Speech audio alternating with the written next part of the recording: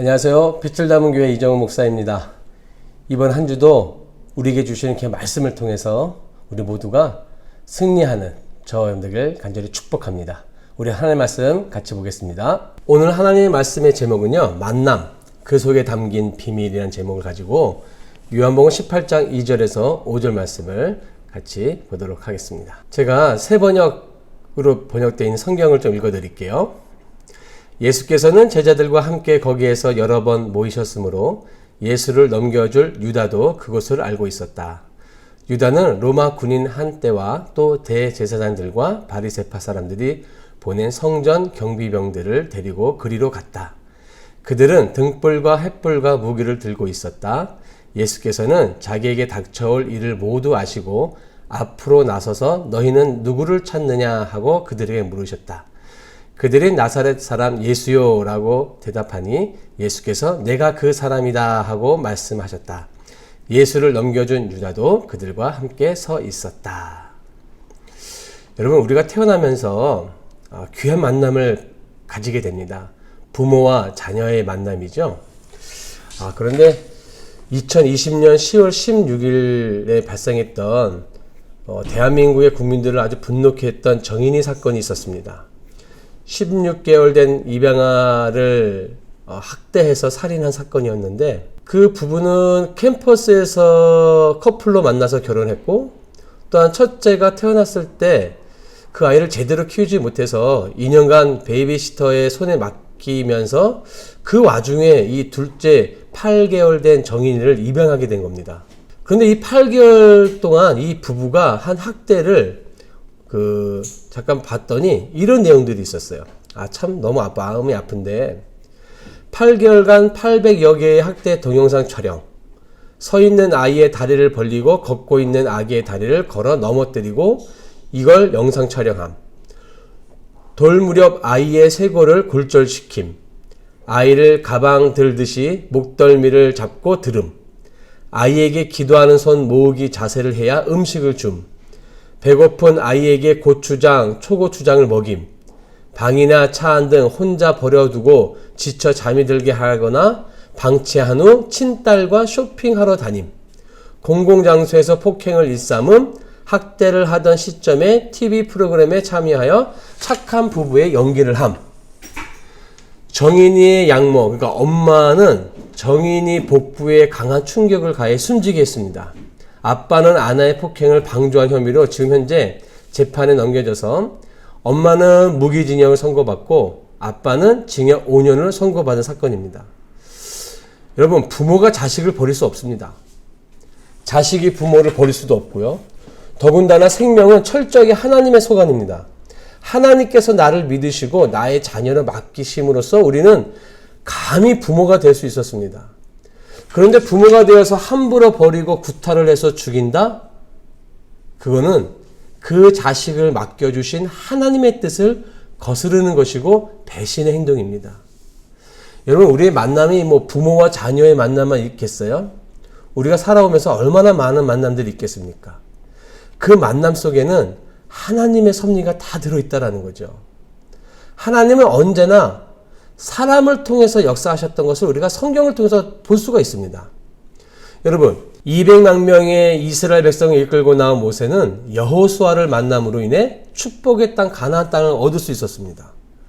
농사꾼 엘리사는 엘리야를 만났기에 위대한 하나님의 선지자가 되었고요. 이방인의 선교사였던 바울은 바나바 목사님을 만남으로 인해서 이방의 선교에 큰 역할을 감당하게 됩니다. 여러분, 요나단이 없었으면 다윗이 살아있을 수 있을까요? 만남은 이처럼 너무도 아름답습니다.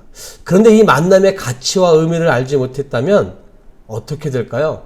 모세가 여호수아를 만나지 못했다면, 엘리야가 농사꾼 엘리사를 대수롭지 않게 여겼다면, 바나바가 바울을 남들처럼 예수 믿는 자들을 때려잡는 폭도로 속단했다면 그 만남을 허락하신 하나님의 역사는 있을 수가 없었습니다. 대수롭지 않게 여겼다면 그것은 하나님을 향한 불순종일 뿐입니다. 그래도 참 감사하게도 이 모든 이들이 이 만남을 소중히 가꾸었다라는 사실이죠. 여러분들은 어떠세요? 여러분들에게 주어졌던 그 수많은 만남들을 어떻게 받아들이고 계십니까? 어느 날 제가 한 강의를 들었었는데 이런 강의가 있었어요. 그 내용 중에 우리는 이 땅을 살아가면서 참 많은 만남들을 만나잖아요. 근데 그 만남들이 그 한 장소에 있는 것이 아니라 뭐 이사를 하게 되고 어디를 떠나게 되면 또 헤어지게 되고 그러잖아요. 근데 그 만남들이 너무 아쉬워요. 어떻게 보면 그 긴 시간을 쌓아놓은 것이 뭐 한순간에 이제는 다 사라지는 그런 경우들이 많잖아요. 왜요? 뭐 멀리 떠나면 눈에서 멀어지면 또 마음도 멀어진다고 그런 일들이 많아요. 저도 너무 그런 일들이 많았었고.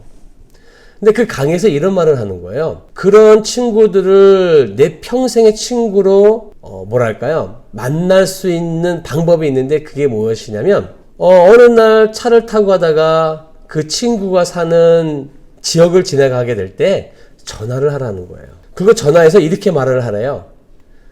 지나가는 길에 너가 이 근처에 산다고 얘기 들어서 그냥 전화했어. 우리 다음에 또 지나갈 때 그때 만나서 한번 밥 먹자. 이렇게 전화 한번 해줘도 그 친구는 평생을 그 친구를 잊지 않는다 그러더라고요. 그래서 제가 가끔씩 그렇게 좀 실천을 합니다. 여러분들도 그런 만남들을 이렇게 끊지 말고 하나님이 이 만남을 내게 허락해 주신 섭리를 여러분들이 믿으신다면 그 만남에 우리는 최선을 다해야 됩니다. 그 만남에 최선을 다하셨던 모습을 오늘 성경에서 우리가 볼 수가 있습니다.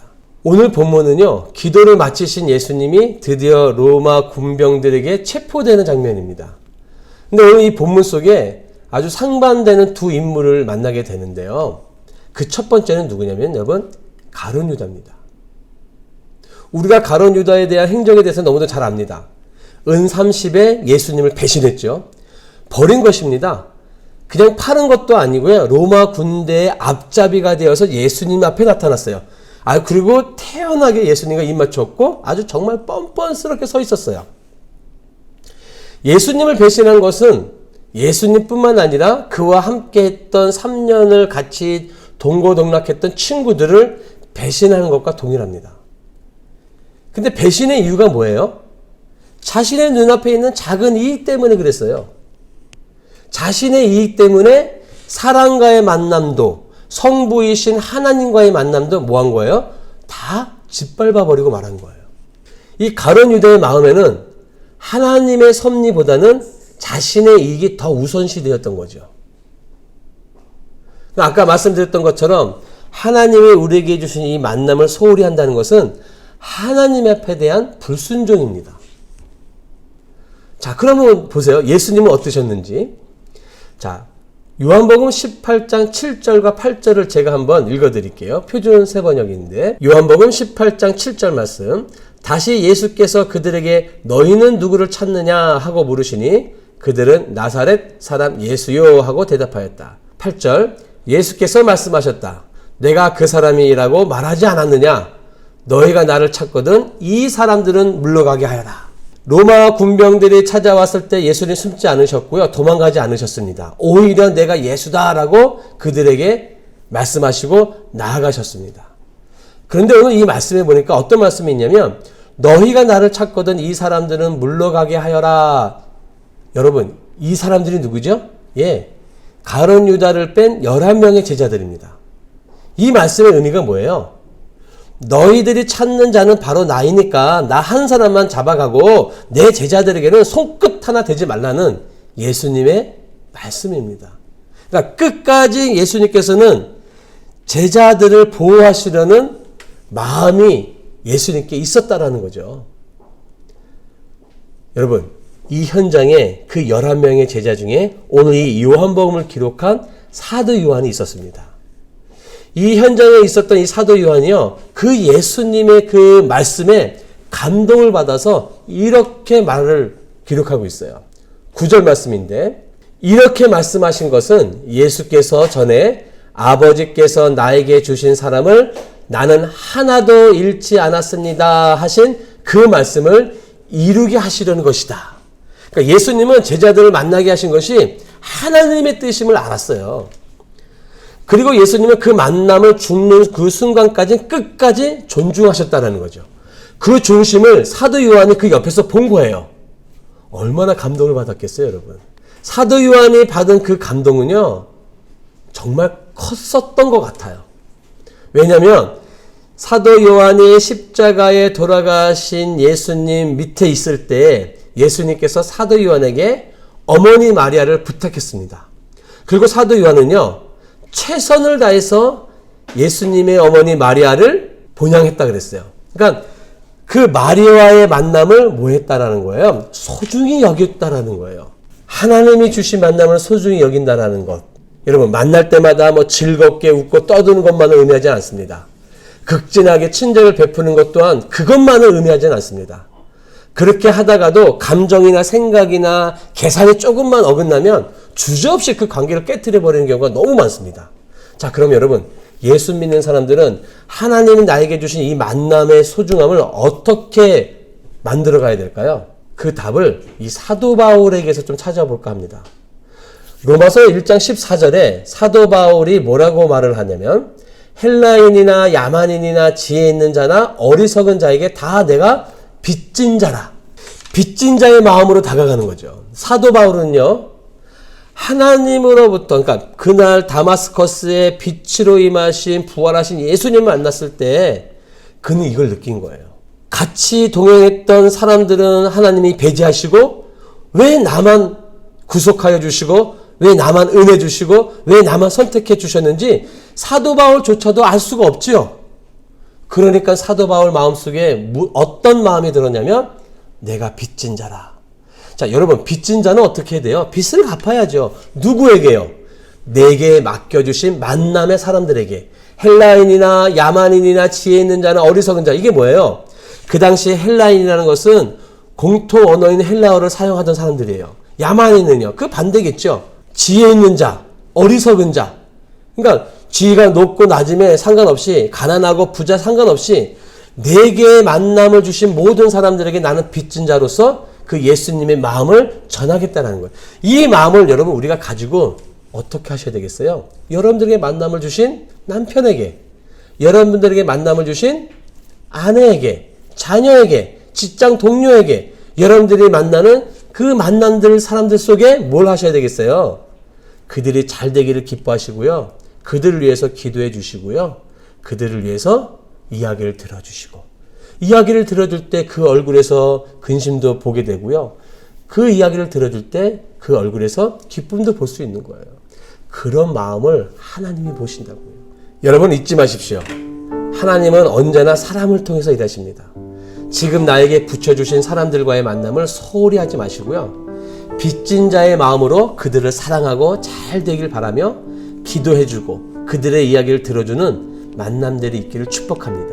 그 만남에 하나님의 깊은 섭리가 있음을 신뢰하시길 바랍니다. 다시 한번 말씀 읽을게요. 요한복음 18장 9절입니다. 이렇게 말씀하신 것은 예수께서 전에 아버지께서 나에게 주신 사람을 나는 하나도 잃지 않았습니다 하신 그 말씀을 이루게 하시려는 것이다. 하나님의 말씀입니다.